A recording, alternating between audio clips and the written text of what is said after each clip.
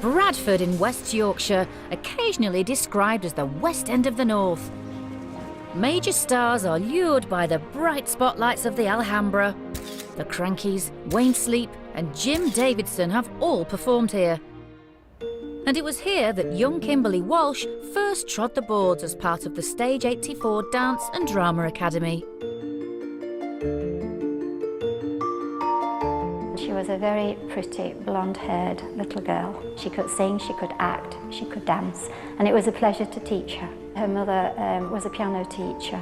They were all talented. Her sister Sally, her brother Adam, and her younger sister Amy. They were a very talented family.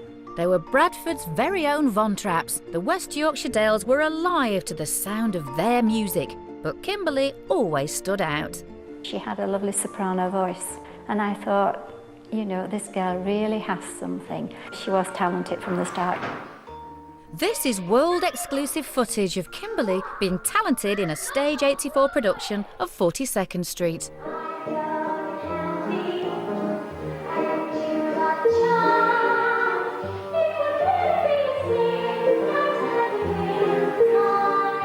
She had star quality written all over her, and she was only 13. Kimberly was little of everything. She was funny, she was shy. She used to love having cuddles. She'd come up and say, "Give me a cuddle, give me a cuddle." She was very sweet. She was a dear little girl. They loved her at Stage 84. They loved her so much they built a shrine to her, and one year she even popped up on the front of their Christmas card. At the age of 19, Kimberly became a TV star. Well, she acted in a BBC education short film. Amazingly, it was a story about a girl who joins a manufactured pop band. Spooky.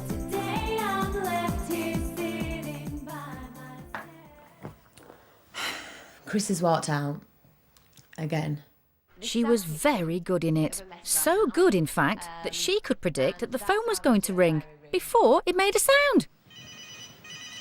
Hello? Oh, hi, Marcus. It's Marcus. I thought she would appear in musicals in the West End. But by the age of 20, Kimberly had swapped the footlights for a student life of snakebite and English literature. It seemed her dreams of stardom had been left firmly in her childhood. Meanwhile, far to the north and east, a young lady by the name of Tweedy was having the rags part of a very rags to riches experience. She came from a working class background, like everything, money's always tight. She certainly wasn't born with a silver spoon in her mouth, that's for sure. Nope, she was born in the olden days of 1983. She grew up in this very house, and although the Tweedies were poor, in Newcastle there was a way for youngsters to earn money. No, not like that. Mrs. Tweedy knew how 4-year-old Cheryl could make some fast brass. She says, "Well, I want our Cheryl to be a star. I think she's got star quality, and I want her to do all the things that's going to help her to do that." The Tweedies got busy. Cheryl learnt ballet and ballroom dancing, while Mum scoured Newcastle looking for an agent. She found one with this woman, Miss Great Britain 1978, turned Tyneside model agency owner. The first thing that I spotted in Cheryl were the big brown eyes and the dimples, and she just had such a charm about her. You know, you just couldn't resist a child like that. She was just gorgeous. She was as lovely then as she is now. The little girl who would one day grace the cover of Vogue was soon Newcastle's top model, and with a former Miss GB to guide her, she reached the height of glamour as the face of Newcastle's Metro shopping centre. She did fashion shows in the Metro Centre, and she was always great, and again helped all the other children. So professional, it was unbelievable. But by 19, Cheryl's dreams had come to nothing. It was up to Mum to save the day once again, as Mrs. Tweedy saw an advert for a certain telly talent show. And then finally, there's Nicola Roberts, Runcorn's most famous resident and now the pride of her hometown. Never heard of her. I'm not too sure the most famous person to come out of Runcorn is, to be honest. Have you ever heard of Nicola Roberts? Yeah, well, that's what I was going to say, but I didn't want to sound too like a Girls Aloud fan, you know. I have picked her up in my taxi a few times. She never gave me a tip. I mean, I don't... Mind. Oh, sorry.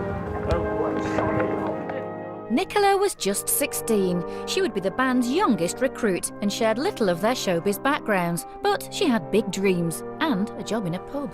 In the kitchen, she'd be wrapping knives and forks up and holding them as though she was singing through a mic.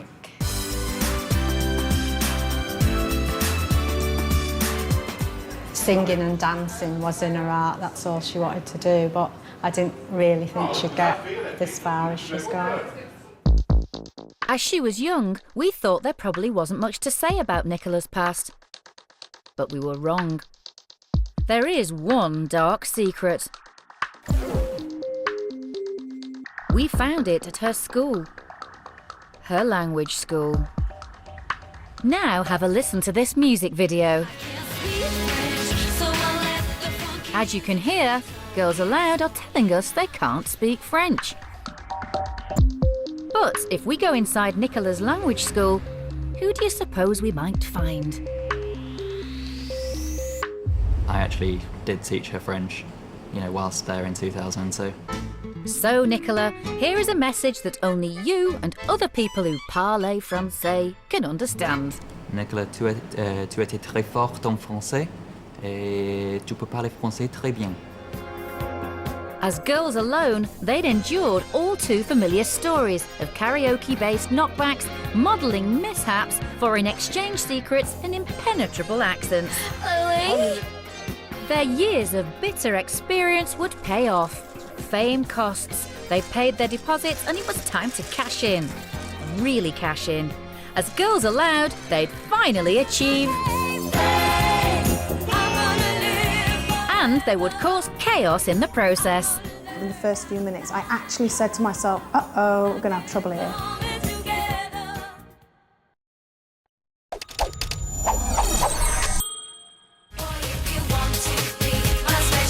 For it all to go right as a 21st century pop star, your perfectly formed body must be seen everywhere and your oh-so-pretty face needs to be in ours all the time. Everybody wants a Girls Aloud story, and so they are the darlings of the tabloids at the moment. Girls Aloud have been splashed across the pages of every kind of newspaper and magazine from the word go.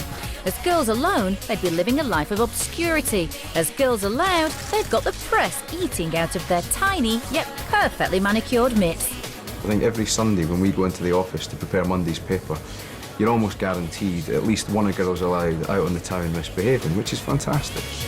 But it was the carnage of a Saturday night out only 3 weeks after their launch and at the moment of their greatest triumph, when they hit the headlines for all the wrong reasons. The night when one band member almost blew it for the lot of them. You're going to be kicked out of the band now, Cheryl? I regret I ever stepped foot out the door that night now. January the 11th, 2003. Cheryl Tweedy hits Surrey's premier night spot, The Drink. To be more precise, the toilet, The Drink. It had disaster written all over it. Allegedly, Newcastle's hardest fancied what she thought was a free lollipop.